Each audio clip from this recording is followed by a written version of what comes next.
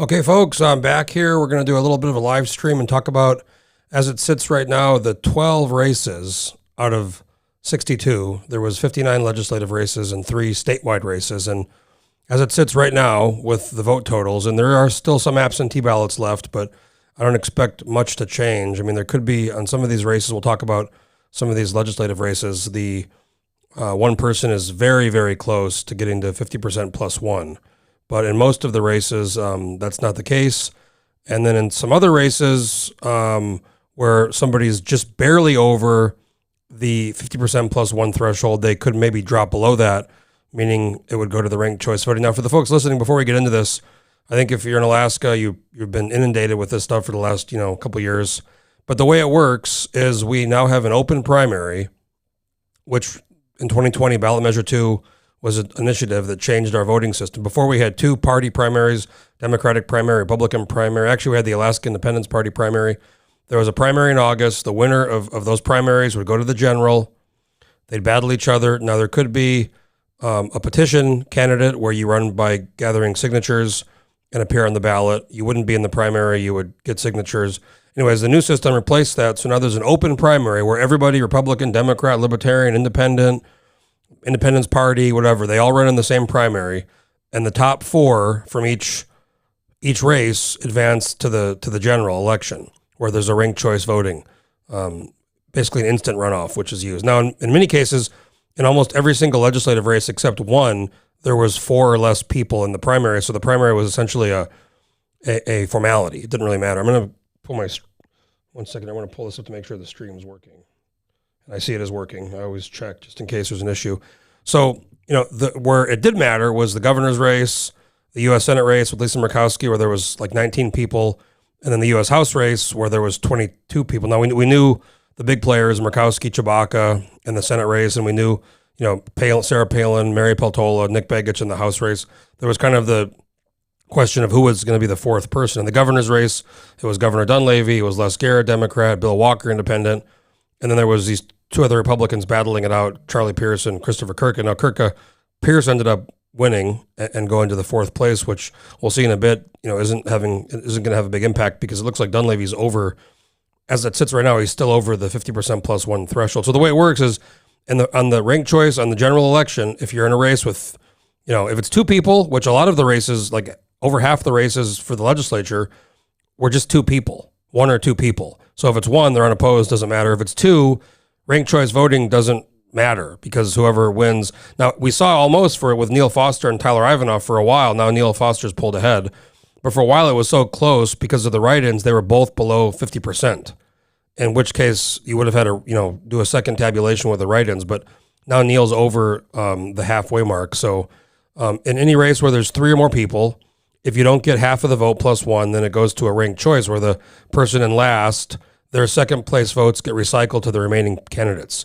Now, we even saw with many of the 3-way races, the Click Bishop race, the Gary Stevens race. In both those cases, they had 2 opponents. There was 3 people, but they got over half the vote.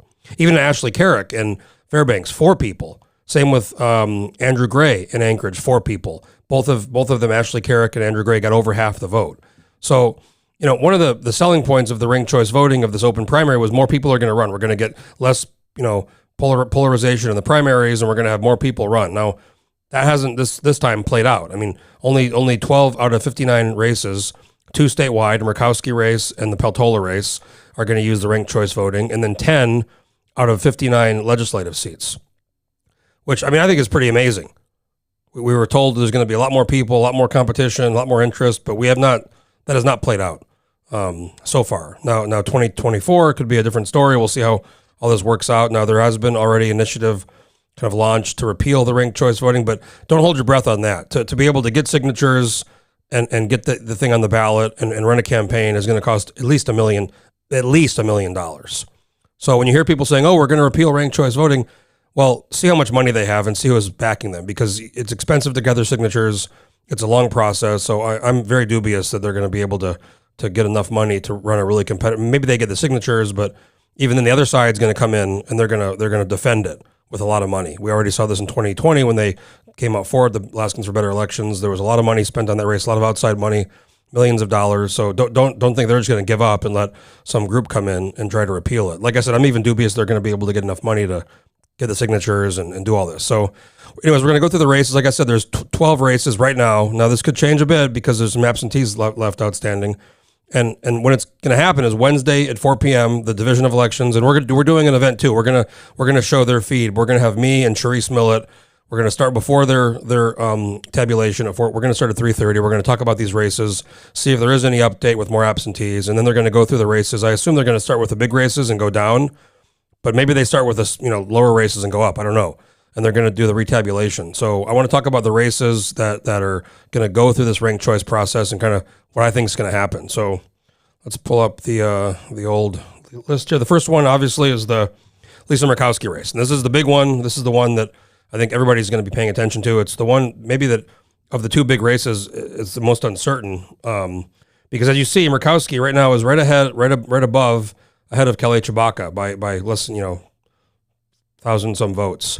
Now, what's going to happen, because this guy Buzz Kelly, who only got there because I think people thought in the primary that Kelly Tshibaka's sign said Kelly for Alaska, and I think it's pretty clear that people thought that was the Kelly. And he kind of afterwards said he wasn't even campaigning. He was still on the ballot, but he suspended and endorsed Tshibaka. He only got 7,500 votes, or less than 3%. So even if every single one of these votes went to Tshibaka, she still wouldn't have enough to get over half, +1. Now, I think the bulk of these are going to go to Tshibaka. I think some of them, these are hardcore people who just didn't want to vote for Tshibaka or Murkowski, so they voted for this guy. So there's going to be some exhaustion or drop-off, what it's called. So people who only vote for Buzz Kelly, that's it. Their ballot is exhausted, doesn't count. Now they're going to go. Those votes are going to get recycled first. Nobody's going to be over half. And then here's the kicker. Here's the key. These Pat Chesbro votes, 10%, 26,000, almost 27,000 votes are going to be then recycled. Now, if you have any basic understanding of politics, there's very low likelihood that very many of these Democratic Pat Chesbro voters are going to vote second Kelly Tshibaka. Just doesn't make any sense. They're mostly going to vote for Lisa Murkowski, or some of them are going to bullet vote. And when you bullet vote, the denominator here, the number, the total number, it drops because there's less in the second round. In the runoff, there's less votes outstanding. So Murkowski should easily win this thing in the third round. So you got the first round, in the second round, when these Buzz Kelly votes kick off, and then the third round, when these Pat Chesbro votes kick off and recycle, and Murkowski should be the victor there. So that's the first race. The second race, also a statewide race, is the U.S. House race, which we had a special election for in August with just 3 people because Al Gross dropped out, and there was some question about the timing, and it was a special election, so the fifth place person didn't move up in that race, so it was just 3 people. But in that race, Peltola started with about 40%. And then once the Begich votes, he got third. Once they got recycled, a third of Begich voters went to Peltola, 20% went to Palin, and then 50% went to Palin. So if half went to Palin, 30% went to Peltola, which is kind of incredible, and then 20% just were exhausted. So now Peltola here, she's at almost half. I mean, she's at almost 9% more than she was in August in the 3-way race. We got Chris Bai, Libertarian. He's got a few votes here. Somebody's blowing me up here on text. Who am I? Somebody's watching okay, I know you're watching. So the Chris Bai votes are going to go off first, 4,500. These are, Libertarian. Who knows? They could be split evenly. I mean, Peltola won't go over the top here, I don't think, because I don't think every Libertarian person is going to vote for Peltola. But I bet she picks up some. So she might get to like 49.5, 49 something on the first round. And then once these Begich voters go off, that's it. Peltola is going to be pushed over the 50% plus 1 threshold. I mean, there's no way we saw in August.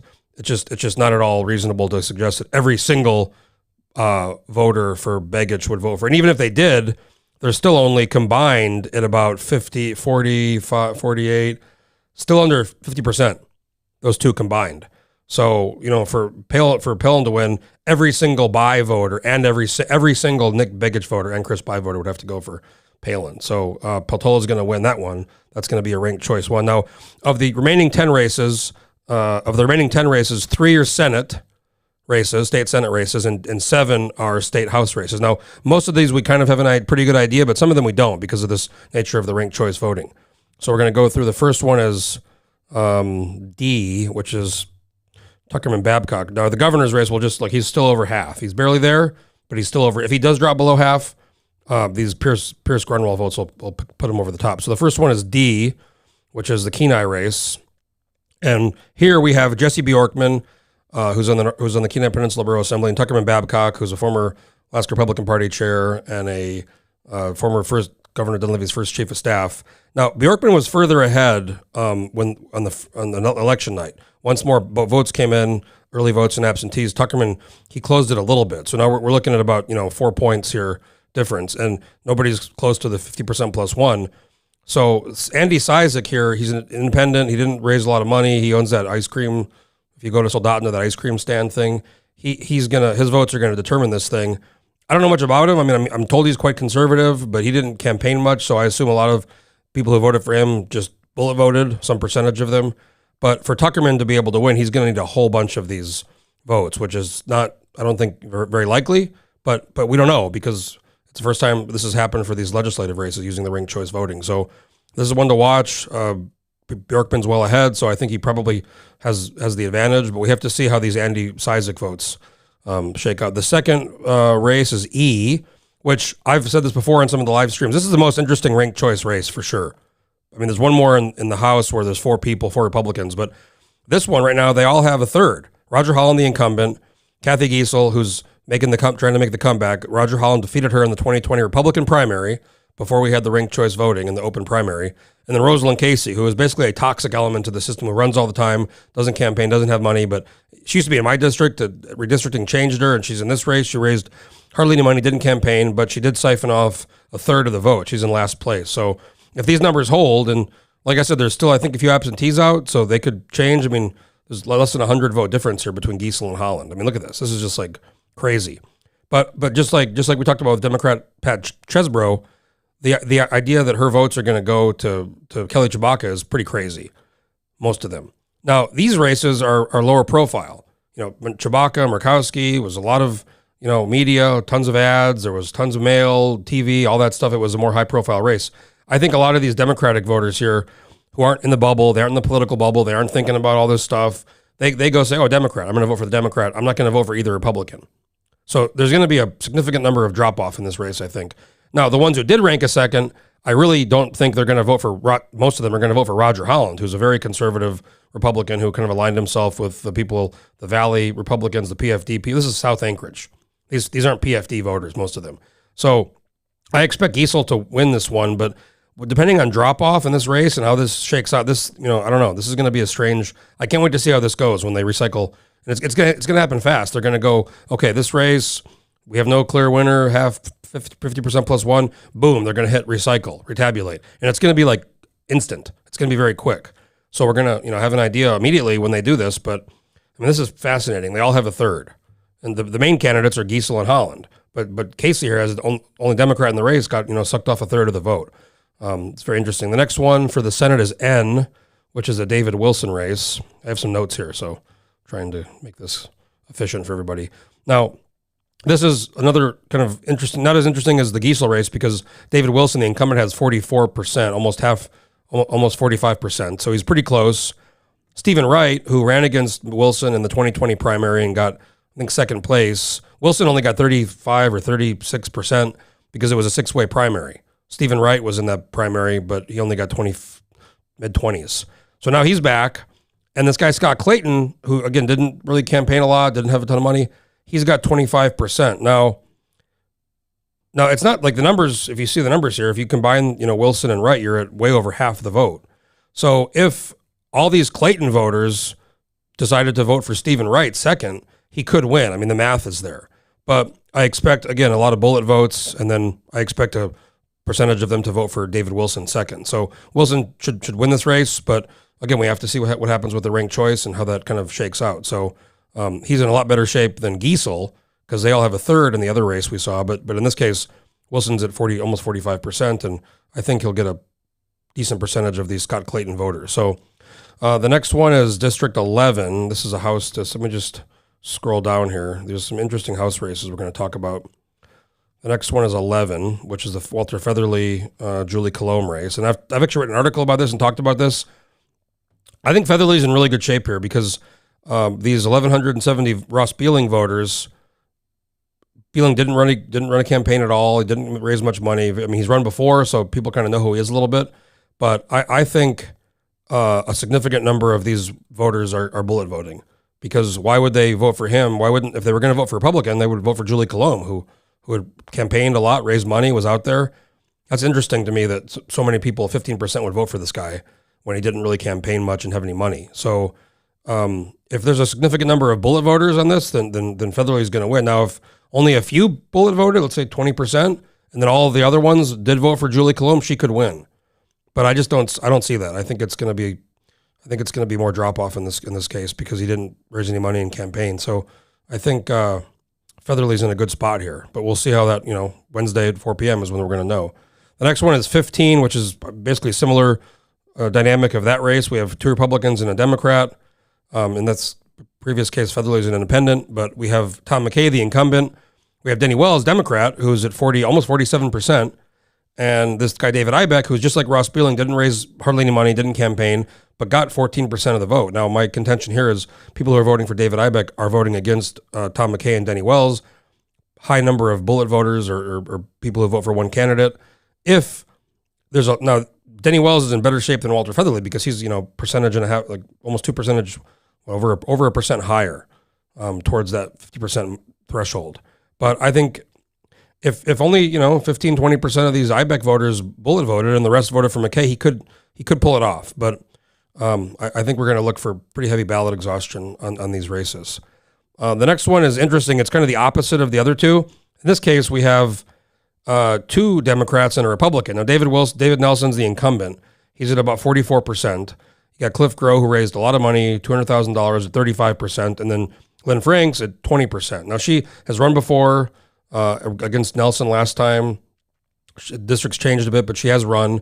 She did campaign. Now, Groh was telling people, they were telling people, hey, make sure to vote for a second choice. Now, also, there's only 2,000 votes total here. This is the base area, so it's a way lower turnout. I mean, we're 18% turnout here. Some of these other House districts had 6,000 votes or more. So we're at a very low turnout. But I don't know. I mean, I think Cliff's in probably better shape than Julie Colomb and Tom McKay, just because of the nature of how they were telling people to rank a second choice. But it's still like he's going to need a lot of these. He's going to need basically almost every one of these Lynn Franks voters to vote for him second. If a huge number of those bullet vote, if a third of those are Lynn Franks bullet voters, then Cliff's going to not win.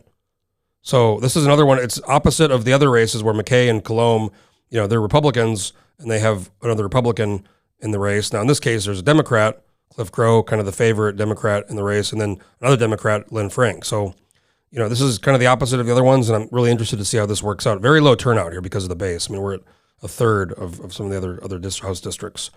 The next one is 28. This is the other interesting race that I was talking about. This is a dynamic with 4 Republicans. Now Sumner and Menard were very close in the primary, but now Sumner is well ahead of Menard by over 10 points. But there's 2, in this case, just like the Murkowski race, where nobody's going to get over 50% on the second round when Jessica Wright's votes. Now, Jessica Wright's a wife of Stephen Wright, who's in the race with David Wilson. It's I don't know what's going on in the Valley, but they're all running against each other. So once these votes kick off, I don't know where they're going to go. Probably split, Sumner, Menard. I really couldn't tell you. Some might go to Rachel Allen. If enough go to Rachel Allen, she could end up being in second place. But then you're going to have her votes are going to get, if she were to be in second place if a bunch of these Wright voters voted for Allen and she was in second, then Menard his votes would be recycled. This is a kind of weird dynamic of a race with 4 Republicans. I think Sumner's going to win just because he's so far ahead of Menard right now. But this is going to be one where we have to see how the votes recycle and how the ranked choice voting goes. I think it's the only race where there's 4 Republicans. I don't even know if we have any there's been a few other ones, like Click Bishop might have had 2 other, or Gary Stevens had 2 Republican opponents. But with 4, I don't think there's any other races with 4 Republicans or 4 Democrats. There is some races with 4 people, but they're split up among different parties. So this will be one to watch. Hard to predict. The next one is 30, which this is Kevin McCabe, the incumbent, who's again at almost 45%. You have this Democrat here, Joy Mendiel, who didn't campaign. I couldn't even find out really who she was. Hard to even discover any information about her. But Doyle Holmes here, who's a Republican who did raise some money, put a lot of his own money into the campaign, he's gotten over a third of the vote here. So 2,500 Republicans voted for Doyle Holmes over McCabe, which tells me that McCabe has got some problems among his constituents or his base in that district. But I expect I don't think every Joy Mendiola voter is going to go second for Doyle Holmes. I think probably a lot will, but I don't think it'll be enough. So McCabe should win. But again, we're going to have to wait and see when the votes get recycled on Wednesday. And then the next one is 31. This one's very, very close. Maxine Diebert, who we predicted before the election was going to win because of the nature of Kelly Nash, very hardcore conservative, kind of way out there on the right, calling Bart Laban a rhino, saying things like there's two kinds of Republicans, patriots and traitors. Bart Laban is not a patriot. She was actively telling people not to vote for a second person. Don't vote for Laban. Diebert's already almost there. I mean, she's less than 1% below the threshold. There's some more absentees. She might kick up a little bit. And maybe, I don't think she'll quite get there, but once the recycling happens, once Kelly Nash votes, there's no way these votes are going to put Laban over. So Diebert's going to win this one, but it's going to be after this ranked choice. And then we have the last one is 32, I think, the Hopkins. 34. This is the incumbent Grier Hopkins, got put in a much more conservative district. And then we have Frank Tomaszewski, who was over half before, but when more absentee votes came in, he's down below 50%. But when these Nate DeMars voters get recycled, Nate actually kind of tried to drop out, but he was too late and missed the deadline, didn't campaign, only got 574 votes. Most of them aren't going to vote for Grier Hopkins. So Tomaszewski should get over half the vote easily when the votes get recycled. But I mean, those are the races. Those are what's kind of going on. There's two statewide races. The big one's the Murkowski race, which is going to really be interesting. It's going to go to two more rounds between who is it? Not Chris Pye. Buzz Kelly. Sorry, the Buzz Kelly guy. And then the Pat Chesbrough, and then we have the U.S. House race with Peltola and Chris Pye, the Libertarian, and then Nick Begich votes. So Murkowski and Peltola should both win. Dunleavy's still over half. And then we have these 10 legislative races where we I think having a pretty good idea for most of them, but 3 or 4 of them, it's really hard to tell because of the idea of drop-off, exhaustion, and how people are going to rank a second and how they're going to behave in these elections with, candidates with no money, didn't campaign. It's much different than these high-profile U.S. Senate, U.S. House races where there's millions of dollars being spent. So that's kind of the breakdown. Tune in Wednesday at 3:30. We're going to start here in the Landmine. We're going to have me and Sharice Millett. I'm going to New Mexico tomorrow to see my parents for Thanksgiving, but I'm going to be on via Zoom. Scott Jensen and Trent McNeely, they're going to be here. They ran the show. McNeely, sorry. They ran the show for our primary and for our general election coverage. They're going to be in the studio. Sharice will be in the studio. We're going to talk about these races. We're going to see if there's any changes when the remaining absentees get counted. And then we're going to broadcast the Division of Elections stream, and we're going to be on too, talking about it and going through and analyzing and showing the results. So tune into our program. It's going to be a lot more high energy than just watching the division. If you want to watch only the division, you can watch it on Gavel to Gavel. But if you want to see some commentary and watch our analysis and our kind of commentary on what's going on, tune into the Landmine, YouTube, Facebook, Twitter. And then also Thanksgiving's on Thursday. So everybody have a great Thanksgiving. I'm looking forward to being with my parents. I know the turkeys are a little more expensive than they have been with inflation and all this food stuff with this bird flu, but have a good Thanksgiving. And if you're watching this and you have a business or organization, please consider donating or advertising with the Landmine. You can go to our website and there's a little tab called ads. You can check out our advertising, how we do that. And then if you're watching and you like what we do, if you like my streams and like our content and the website and all the stuff we're doing with our team, please consider making a one-time or monthly recurring donation at alaskalandmine.com/donate. Don't forget 3:30 Wednesday. Tune in. We're gonna see how these races all shake out. And then everybody have a really, really happy Thanksgiving. And then coming up, so Mary almost said Merry Christmas. We're going to be in the Christmas season. So thanks again, guys. Stay tuned for Wednesday. It's going to be a big day. We're going to see how these races kind of shake out. Looking forward to it.